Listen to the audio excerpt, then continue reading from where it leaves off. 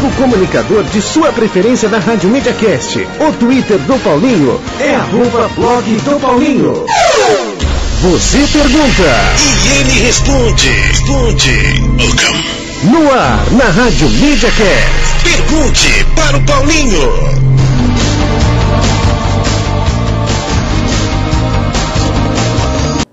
Você vai assistir agora o segundo programa MediaCast Sport Clube gravado em vídeo, né? A ser postado no YouTube.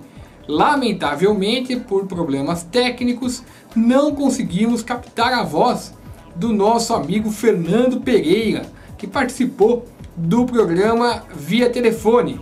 Problema que será consertado na próxima edição. Razão pela qual, em vez de colocarmos no ar o programa completo, vamos editá-lo, né? Você vai assistir agora uma versão editada, possa ficar coerente, né? Coerente com o que está sendo mostrado. De qualquer maneira, acreditamos que vai satisfazer todo mundo, pelo menos os comentários principais, né? Que não foram trocas de figurinhas entre esse jornalista e o Fernando Pereira, serão colocados no ar. De qualquer maneira, agradeço muito e divirtam-se agora com a segunda edição do podcast, do videocast do MediaCast Sport Clube. Olá, muito boa noite! Está no ar mais uma edição do MediaCast Sport Clube. Hoje, dia 1º de abril de 2013, é o dia da mentira. Então, temos que agradecer ao senhor André Sanches, presidente do Corinthians, ao senhor Roberto Dinamite, presidente do Vasco da Gama, ao ex-presidente Luiz Inácio Lula da Silva, ao senhor Edir Macedo, que se diz pastor. Todos eles, né?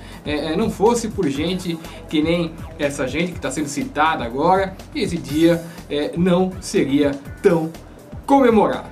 É isso, e o MediaCast Sport Clube que está iniciando, né? Você, como sempre, pode participar. Participe, basta acessar o Twitter, Rádio MediaCast, Rádio MediaCast, você participa aqui do MediaCast Sport Clube. Pode participar também pelo telefone, hein? Telefone 3042 7415, 3042 7415 é o telefone aqui da Rádio MediaCast, código 11, lembrando sempre, código 11. E antes de começar a falar dos principais assuntos aqui da Rádio MediaCast, eu gostaria de prestar as minhas homenagens, né, as minhas condolências. Lamentavelmente, no dia de hoje, né, logo no início do dia, faleceu o jovem Tomás Francisco Fernandes da Silva, de 27 anos, filho do nosso amigo lá do Corinthians, né, associado do Corinthians, Vanderlei Ferreira, uma pessoa realmente do bem, né, o seu filho também, que lutava desde setembro do ano passado contra essa terrível doença que é a leucemia. Realmente ficamos muito tristes, né, pela manhã ao saber a notícia e desejamos, né, que Deus possa confortar os parentes, né, e dentro da medida do possível, né, se é que há como amenizar a dor da perda de um filho. Mas o menino Tomás, que nós todos, né, gostaria de agradecer também aos ouvintes da Rádio MediaCast e também aos leitores do blog do Paulinho que contribuíram doando sangue, né, e também espalhando os locais em que poderia se ajudar o garoto Tomás na sua luta contra a doença. Que descanse em paz, né, e é isso, não tem muito mais o que falar. Quem quiser participar do velório dele, dar um abraço na família, tentar de alguma maneira confortá-los, né? Neste momento está sendo realizado o velório na Igreja Nossa Senhora Salete, na Avenida Doutor Zuquim, número 1648, Zona Norte de São Paulo. E o enterro será amanhã a partir das 8 horas no cemitério da Vila Nova Cachoeirinha. Bom, eu esqueci de avisar também, vocês já devem ter percebido, principalmente quem acessou o blog do Paulinho no dia de hoje. O programa da última quinta-feira nós fizemos um teste que realmente agradou E desde a última quinta-feira, ou de hoje também, e os próximos, né? O MediaCast Sport Clube será realizado sempre às segundas, quartas e sextas-feiras. Sempre em períodos interessantes para a gente comentar a rodada, comentar os acontecimentos do dia. E todos os programas MediaCast Sport Clube ficarão disponíveis agora em vídeo também. Então você pode ouvir o MediaCast Sport Clube ao vivo, como você faz agora. Pode depois baixá-lo para o podcast, né, pelo podcast, escutar em qualquer lugar que você tiver um tocador de MP3 e tudo mais.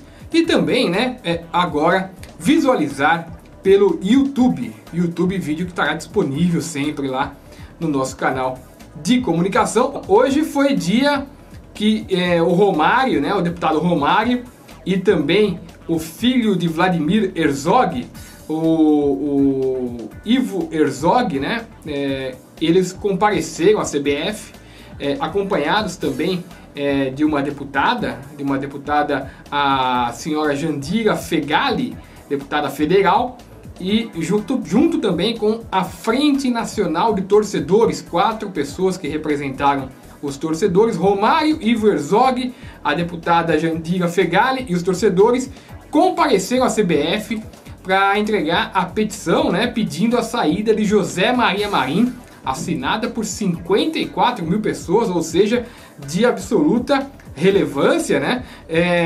Eu também assinei, muita gente que eu conheço assinou, gente importante também, e só que ninguém da CBF quis recebê-los, né, por motivos óbvios, mas o Romário protocolou na CBF o documento, e deve também esse documento ser entregue nas todas as federações, né, federações que fazem parte da CBF. As federações receberão, federações votantes, né, na eleição da CBF, receberão um manifesto de 54 mil pessoas que querem a saída de José Maria Marim, para que uma pessoa de passado tão repugnante, né, não possa representar o Brasil na abertura da Copa do Mundo de 2014. José Maria Marim, que não apenas é presidente da CBF, como também faz parte do COL. E se o governo não pode intervir na CBF, no COL certamente pode. Então é um absurdo, né? A presidenta Dilma Rousseff, que sofreu tanto na época da ditadura, dividiu o palanque com alguém que era tão amante da ditadura a ponto de fazer aquele discurso tenebroso que, tudo indica, levou à morte de Vladimir Herzog. E tem vídeo que tá para surgir por aí, os áudios, né, que o próprio José Maria Marim gravou, segundo a pessoa que está postando os vídeos está contando. José Maria Marim grava suas conversas com as pessoas que telefonam para ele, ou então que conversam com ele no escritório, e o feitiço virou contra o feiticeiro. Alguém andou pegando esses áudios, está postando na internet áudios absolutamente comprometedores, hein? Realmente o José Maria Marim não está em bons lençóis.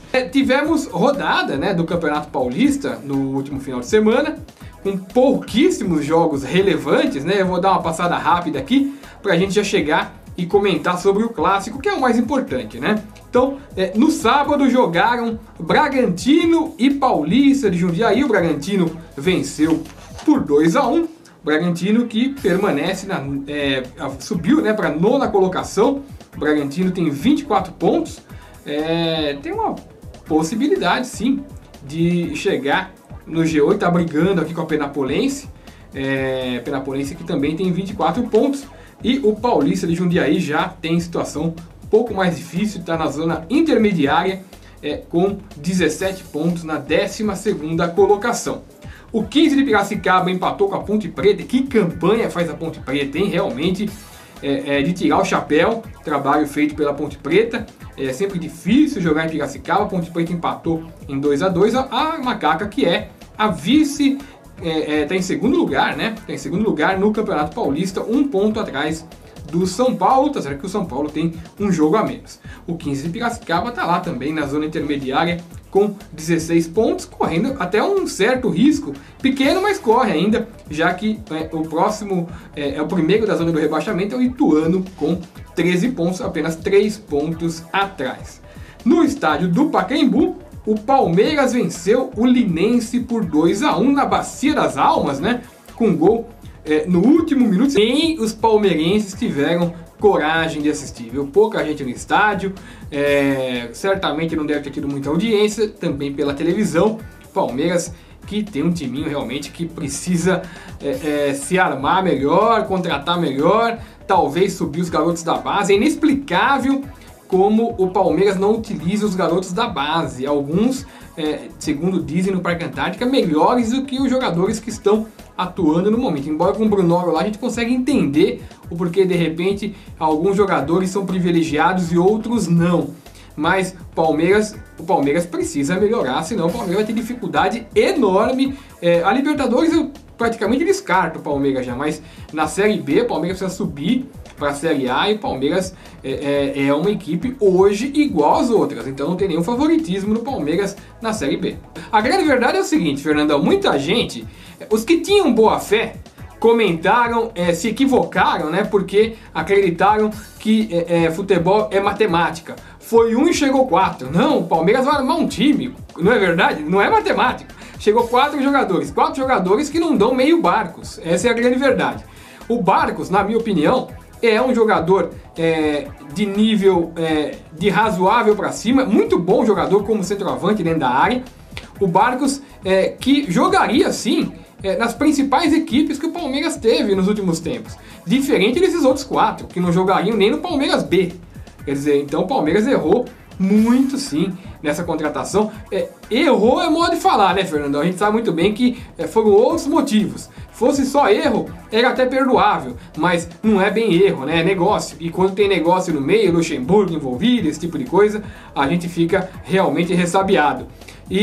Mas é isso. O Palmeiras precisa realmente se recuperar para não passar mais vergonha ainda e entrar no ano do centenário de maneira triste, né? Mais triste do que já está acontecendo agora. O Igor Munarim está aqui no Twitter também dizendo: presidente do América do Rio diz que Adriano está aposentado e recusou a oferta. Por falar em Adriano, Fernandão, hoje eu estava escutando o Papo com o Benja, aquele programa que o Benja tem na página do Lance, e ele estava conversando com o Denilson, que é o comentarista da Band.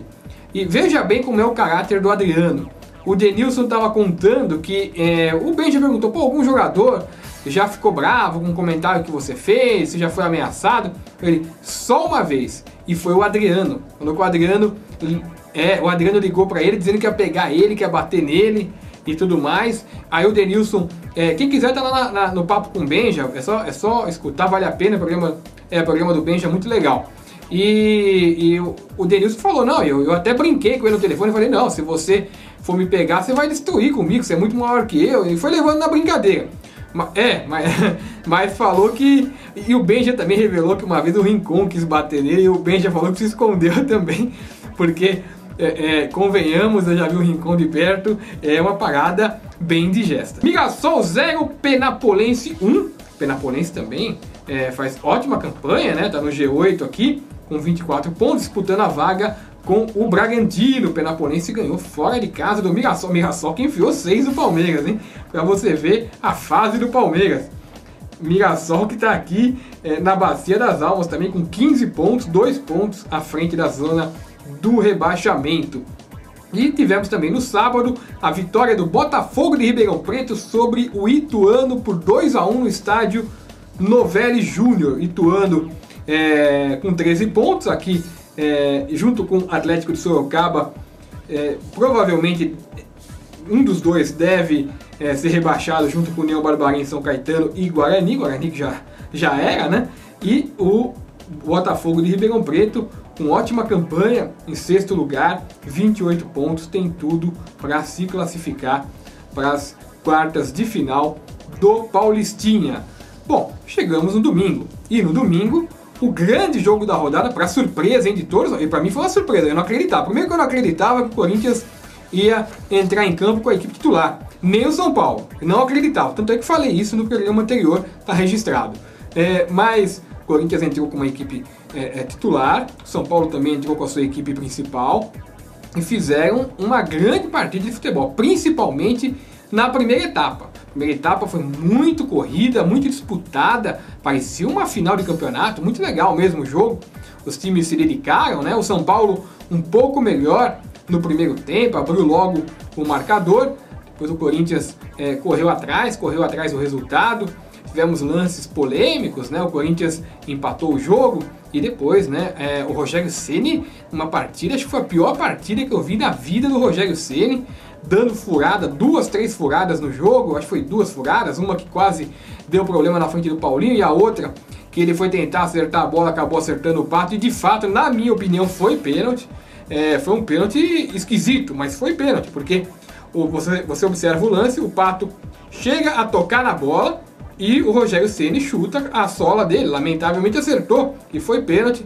O Pato foi lá com enorme categoria, decidiu o jogo por Corinthians, um resultado que acabou sendo justo porque o Corinthians foi o time que acabou jogando mais no erro do adversário. O São Paulo até teve um pouco de posse de bola a mais, né? O São Paulo, na minha opinião, foi muito bem no primeiro tempo, o segundo tempo mais equilibrado, mas o Corinthians soube, time experiente que se defendeu bem e também soube aproveitar as oportunidades que teve. Eu gostaria de falar sobre 2 jogadores especificamente. Primeiro, o Danilo, que é um jogador de decisão. Danilo, toda vez que tem uma partida importante, o Danilo come a bola e ontem não foi diferente. O Danilo foi de longe o melhor jogador do Corinthians no gramado. Fez um gol espetacular, né, de perna direita, não tinha jeito de defender aquela bola. O pessoal reclamou do Rogério Ceni, mas aquela bola não tinha jeito, a bola foi muito no ângulo. O Danilo realmente demonstrando que é um jogador para esse tipo de jogo. E também eu gostaria de destacar a atuação do Paulo Henrique Ganso. Paulo Henrique Ganso, que se movimentou muito bem no gramado. Enfim, eu vi o Paulo Henrique Ganso à vontade. E o São Paulo ensaiando um jogo de toque de bola curto, um jogo interessantíssimo, de poder envolver o adversário enquanto o ataque se movimenta e depois soltar a bola na frente, tanto para o Luiz Fabiano como para o Oswaldo principalmente, que está em grande fase. Mas esse tipo de jogo do São Paulo, se acertar, o Ganso, o pessoal do meio de campo tocando a bola curta e esperando o ataque se movimentar para poder tocar a bola na hora certa, São Paulo tem tudo para, não digo nem agora, que o São Paulo está em formação, mas no Campeonato Brasileiro São Paulo vem forte. O Guarani conseguiu a proeza de perder para o Atlético Sorocaba, que é um dos times mais lamentáveis do campeonato. O Guarani perdeu por 3-0 no Brinco de Ouro. É para cair mesmo, né, Fernandão? Aí o Branco até pediu demissão, que já era para ter pedido um pouco antes. O Santos, enfim, venceu o Oeste de Itápolis. O jogo disputado em Bauru. O Santos venceu por 2-1. Neymar fez um golaço. Neymar, que já fazia um tempo que estava realmente não estava jogando muito bem. Até eu vou falar daqui a pouquinho sobre isso e vou pedir a sua opinião também. Acho que o Neymar está realmente se preocupando um pouco mais do que devia com as coisas extra-campo do que realmente em jogar futebol. Mas isso acaba realmente prejudicando. O São Caetano perdeu para o Mojimirim por 2-0. O Mojimirim que faz ótima campanha, né, no Campeonato Paulista. O Mojimirim que ocupa a 4ª colocação com 30 pontos. O Caetano está lá abraçado com o Guarani. E o União Barbarense empatou com o time do Lula, o São Bernardo. São Bernardo, lembrando, é sempre bom lembrar, hein? Foi 0-0 o União Barbarense e São Bernardo. São Bernardo é o time que o ex-presidente Lula pediu um favor para a CBF e foi atendido. Colocar o São Bernardo na Copa do Brasil, tomando vaga de quem está na primeira divisão. São Bernardo foi campeão da segunda divisão em mais uma dessas trocas de favores absolutamente vergonhosas. A gente já está sabendo, né? Comentamos isso na semana passada. O Corinthians não está recebendo o dinheiro do patrocínio da Caixa, porque um advogado do Rio Grande do Sul conseguiu embargar o contrato, né? Então, até o julgamento do mérito, a Caixa não pode pagar. O Corinthians não vai ter que pagar em juízo, o Corinthians acaba não recebendo o dinheiro. O Corinthians tentou entrar com recurso, não foi deferido, o Corinthians continua sem receber o dinheiro e o Corinthians tentará mais uma ação jurídica que acredita deve demorar uns 3 meses para ser decidida, e se não der certo, o Corinthians vai que coisa, né? Vai sobrar para o torcedor comum.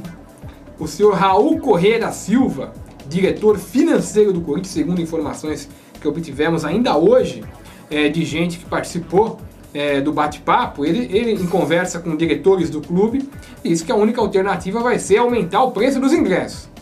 Até aí, se aumentasse para todos, é até justificável, embora convenhamos, né, o preço do ingresso é um absurdo aqui no Brasil, aqui em São Paulo, principalmente em jogos do Corinthians. Tem jogo do Corinthians na Libertadores que é mais de 500 pau o ingresso, quer dizer, é um absurdo. Mas ele disse o seguinte, segundo quem me contou: vamos forçar nos VIPs, que é os ingressos de 500, né, e nas numeradas, um pouco nas arquibancadas. E para não criar confusão, deixaremos igual somente o das organizadas. Quer dizer, a bandidagem não vai pagar nada, Fernandão, mas o torcedor comum vai ter que pagar o preço que o Corinthians... E por sinal, um dinheiro que o Corinthians está deixando de receber por absoluta incompetência dessa própria diretoria. Que o Corinthians, vale lembrar, em 2012 era campeão brasileiro, campeão da Libertadores invicto e já estava classificado para o Mundial e não conseguia patrocínio de ninguém. Aí quando veio isso da Caixa, porque o presidente Lula fez que nem fez com o Odebrecht, faca no pescoço, assina o contrato, o pessoal assinou, a gente está percebendo que não foi nada muito lícito, né? Porque senão não tinha o juiz acolhido a causa. Vai julgar, tudo bem, mas o juiz viu elementos suficientes para acolher a causa, o que dá no mínimo a dúvida da licitude do negócio. Então, Corinthians, o torcedor comum vai pagar realmente por essa besteira da diretoria. A diretoria que tem um presidente absolutamente destemperado, que é o delegado Mário Gobi, que ontem ele deu uma declaração, olha, que é de causar vergonha alheia. O Mário Gobi, nervoso, com as veias saltitantes, como ele costuma fazer lá no Conselho do Corinthians, o delegado Mário Gobi, quando vai conversar com o torcedor organizado, com um bicheiro e com um bingueiro no Parque São Jorge, parece uma moça, fica todo educadinho. Quando vai conversar com um senhor de 70, 80 anos no Conselho do Corinthians, aí ele vira machão. Aí ele grita, aí ele esperneia, bate na mesa. O nego tá na piscina do Corinthians e tá ouvindo o Mário Gobi gritar. Com os velhinhos é fácil, né? Agora com os bicheiros e com os bingueiros, ele já tem mais dificuldade. E ele disse o seguinte, quero saber dos 12 presos. Quem é o culpado pela morte de Kevin? Como é que você vai manter alguém preso sem prova? Isso é uma coisa de louco.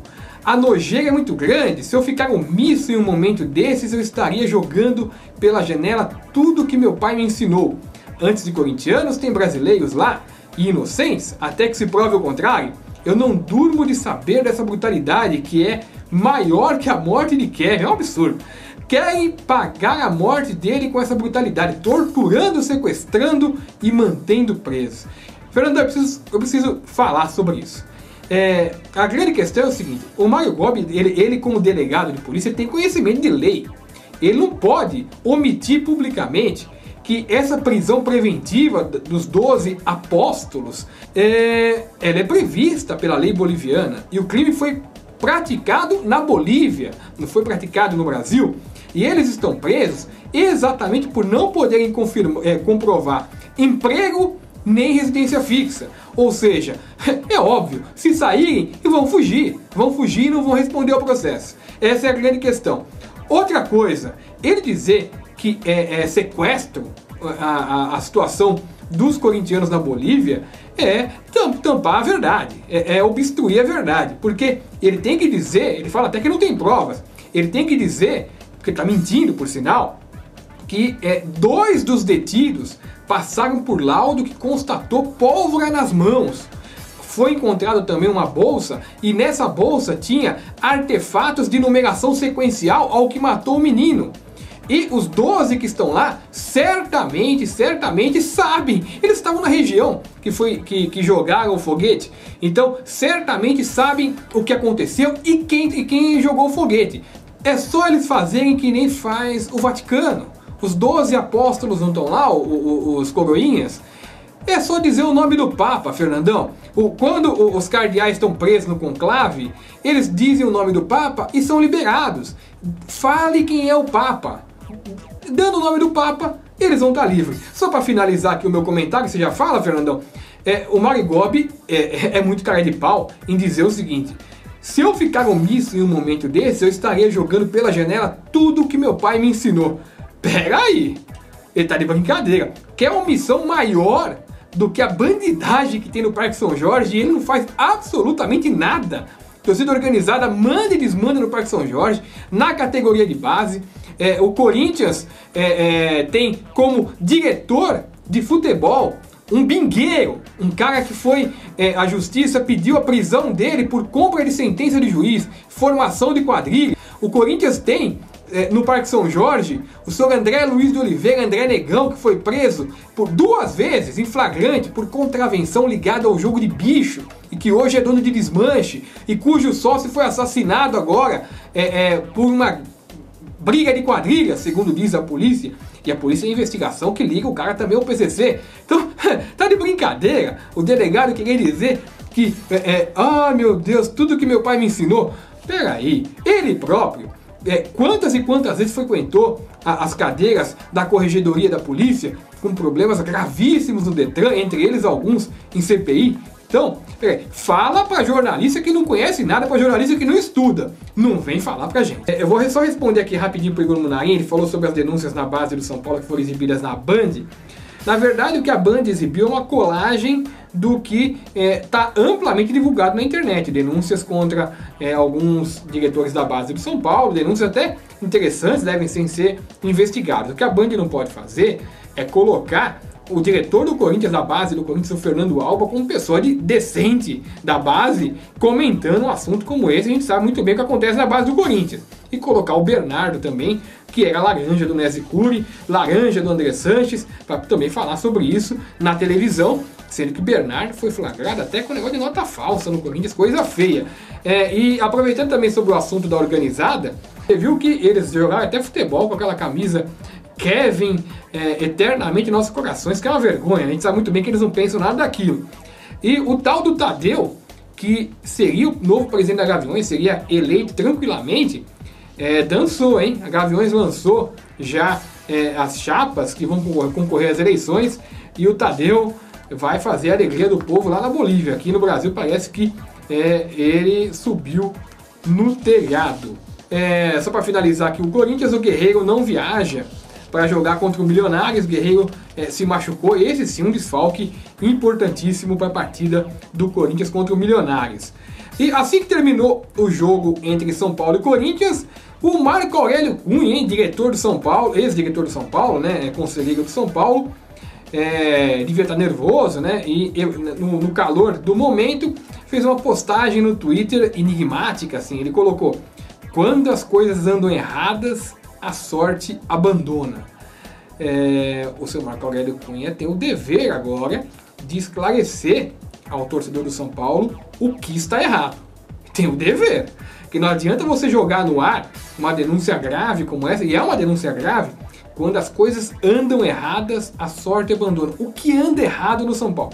Não que nós não saibamos, mas é sempre bom uma pessoa lá de dentro afirmar o que está errado e ter a coragem de apontar. Vamos ver se ele vai ter essa coragem, porque ele tem sim que dizer o que está errado e principalmente quem comete os erros, para que as coisas sejam esclarecidas e botadas em pratos limpos. Não adianta vir agora e dizer: não, foi um mal entendido, eu digitei errado e não sei o que é coisa típica dessa gente, né? Marco Aurélio Cunha sabe que nos bastidores do futebol, de bonzinho, não tem nada. E no São Paulo também o Rogério Ceni era dúvida, para o jogo do São Paulo na Libertadores da América contra o The Strongest, mas parece que já melhorou da pancada que recebeu. Fernando, eu queria falar um pouco também do Rogério Ceni, pedir a sua opinião, que é o seguinte: eu acho que o Rogério Ceni, eu falei isso antes do começo do ano, embora na época ele estava em bom nível, eu acho que o Rogério Ceni, depois dessa Libertadores, ele deveria encerrar a carreira em grande estilo, ainda sem passar o vexame de um dia ser vaiado no Morumbi por alguma falha, Eu acho eu gosto muito do Rogério Ceni, eu sou das pessoas que consideram ele um mito, ele é de fato um mito. O goleiro que mais fez gols em toda a história, o jogador decisivo, o jogador que mais fez gol na história do São Paulo na Libertadores. É um jogador de grande valor. Até por isso eu acho que o Rogério Ceni deveria parar por cima. não correr riscos. Ele não precisa mais correr esse risco. Agora, se jogar Libertadores e ganhar a Libertadores, aí sim, espera até o final do ano para poder disputar o Mundial. Se não ganhar a Libertadores, se fosse ele, parava. Outra coisa que o São Paulo precisa explicar, e muito bem explicado, é a demissão do Luiz Rozan, que era o fisioterapeuta do time, um dos mais afamados, hein? Um dos mais afamados fisioterapeutas, né, do Brasil, inclusive presta serviço para a seleção brasileira. O São Paulo demitiu, não disse porque demitiu, e jogou na imprensa, aqueles fofoqueiros de plantão que ficam nos bastidores, dizendo que ele não estava cumprindo ordem do Adalberto Batista e não sei o que, embora entre Adalberto Batista e Luiz Rozan, o São Paulo não podia pensar duas vezes, tinha que manter o Luiz Rozan. O Adalberto Batista já mostrou que não é do ramo. Então, eu acho que o São Paulo tem sim também que explicar para o seu público, para o torcedor do São Paulo, o porquê oficialmente da demissão do Luiz Rozan, porque, ao que me consta, ele não é incompetente, muito pelo contrário. Tem uma notícia do Palmeiras aqui, o Palmeiras acaba de perder mais uma ação na justiça para empresários e jogadores. Vai perder várias, hein? Palmeiras, os empresários estão detonando de ações na justiça contra o Palmeiras, tudo acerto feito com o Arnaldo Tironi e outras gestões. Então, o Palmeiras pagou comissão adoidado para empresário, ou não pagou, né? Porque está devendo até agora. Por exemplo, a empresa Luiz Fernando Assessoria Esportiva Limitada, ela abriu 3 ações de cobrança contra o Palmeiras. Ela tem 6 jogadores no clube. Eu vou falar o nome dos jogadores, você vai ver que negociação que o Palmeiras fez. Né? O Wellington Silva, Jean Vicente, Felipe Barreto, Ramos, Jean Luca e João Arthur. Ou seja, Fernandão, se juntar tudo não dá meio. Não é verdade? Então, as 3 ações que a Luiz Fernando Assessoria abriu contra o Palmeiras perfazem 385 mil reais de cobrança. E ela ganhou agora na 17ª vara civil, justamente a mais cara. O Palmeiras tem 3 dias, assim que for citado, para pagar a quantia de R$ 219.012,24, acrescidos ainda de 10% para o advogado da Luiz Fernando Assessoria Esportiva. E por falar ainda em gente que gosta de se dar bem no Palmeiras, foi falado também nesse final de semana que o Mano Menezes, mais um boato, né? Novamente voltou o boato do Mano Menezes, possibilidade dele servir o Palmeiras, com uma possível queda do Gilson Kleiner. Gilson Kleiner que na verdade só não caiu ainda porque tem uma multa lá que o Palmeiras não consegue pagar nem o salário do mês, aliás nem o do mês retrasado, imagina a multa para o Gilson Kleiner. Então, o Brunoro desmentiu, falou, não tem nada com o Mano Menezes, quem decide aqui é o Paulo Nobre, eu e o Omar Feitosa. Só que não descartou, né, que supostamente alguém não autorizado poderia ter conversado com a turma do Mano Menezes. Parece que o Brunoro sabia das coisas, porque o Gilberto Tipulo, que foi diretor de futebol do Palmeiras, aliás, de triste passagem, acusado de diversos favorecimentos a empresários e a si próprio, inclusive com cheque depositado de comissão na própria conta, que depois ele inventou uma historinha lá que ninguém acreditou muito. O Gilberto Tipulo jantou com a trupe de Mano Menezes. Não devem ter falado da comida só, né? A gente sabe muito bem como que funciona. Olha, o Carlos Leite, se entrar no Palmeiras com o Mano Menezes, vai ter que se acertar com o Brunoro, hein? Porque o Brunoro também, de bobo, não tem nada. Tem Luxemburgo no meio, olha, o Palmeiras está numa situação difícil. E, para piorar ainda a situação do Palmeiras, um dos seus principais jogadores, que é o zagueiro Henrique, não jogará a partida contra o Tigre amanhã no Pacaembu pela Libertadores. O médico do clube, o Rubens Sampaio, diz aqui: a lesão do Henrique não evoluiu muito, ele continua com dores na coxa. Decidimos então não liberá-lo porque o risco seria alto. A ideia é condicioná-lo para o compromisso contra o Libertad. Eu estava vendo aqui as notícias sobre o Santos. O Muricy está dizendo que vai poupar o time no Campeonato Paulista, né? Dizendo que a Copa do Brasil é a grande meta. Do time. Só que, será que Fernandão? Porque o Santos tem uma grande oportunidade de poder ganhar o tetracampeonato brasileiro. Tá certo que a Copa do Brasil vale mais, mas eu não sei se o Santos de fato vai querer jogar fora essa oportunidade. E com relação a outro assunto também do Santos que é interessante, é o fato do Neymar. O Neymar está dizendo em entrevista que já fez muito pelo clube. O jogador, quando começa a pensar assim, Fernando, dá problema, não dá não? Então, chegou a hora das pelejadas. Vamos aqui soltar a vinheta das pelejadas do nosso Luiz Mateuso Júnior. Vamos lá! Opa! Vem pelejadas. Opa, não tá... soltou. As pelejadas. As pelejadas. As pelejadas. É isso aí. Bom, hoje, dia 1º de abril, como todo mundo sabe, é o dia de dia da mentira. Dia da mentira, dia 1º de abril. Dia também da abolição da escravidão indígena no Brasil. Dia de Santo Hugo de Grenoble, nem sei quem é. Dia de São Valério. Dia também de São Ludovico Pavone. No dia 1º de abril de 1948, nascia, olha, um grande cantor aqui, hein? Nascia o cantor e compositor jamaicano Jimmy Cliff. O nome dele é James Chambers, é um grande cantor. Em 1939, nascia Ali MacGraw, considerada uma das mais belas atrizes norte-americanas. Em 1949, nascia Ana Maria Braga. Ana Maria Braga, apresentadora de TV, nascia em São Joaquim da Barra, em São Paulo. Nascia também em 1961 a cantora amadora Susan Boyle, que foi um grande sucesso, né? Recentemente ela participou do programa Britain's Got Talent, né? Na Inglaterra. É aniversário também de fundação do Berga, do Mato Grosso do Sul, uma equipe do Mato Grosso, fundada em 1985. Aniversário também do Nova Iguaçu, do Rio de Janeiro, de 1990. Do Nueva Cádiz, da Venezuela, 1988. Do Pinheiros de Roraima, 1989. Do San Lorenzo, da Argentina, 1908. Curiosidade do dia aqui, separada pelo nosso Luiz Mateuso Júnior. Não houve fase de grupos na Copa de 1934. O torneio foi disputado em formato de mata-mata desde o princípio, começando pelas oitavas de final. Na prática, 8 países iriam à Itália para disputar somente uma partida. Apenas Espanha e Suíça protestaram em vão contra essa fórmula.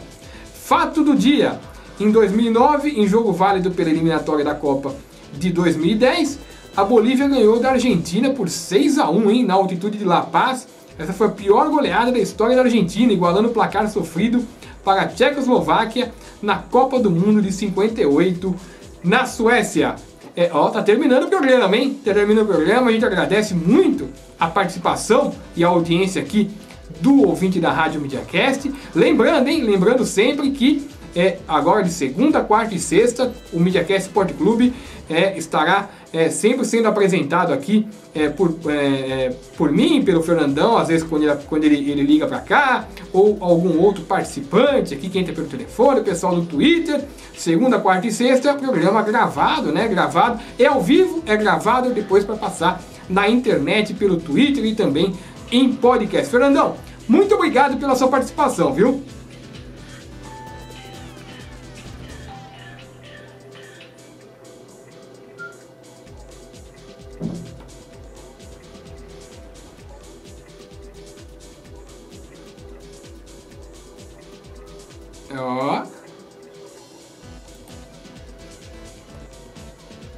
É isso aí.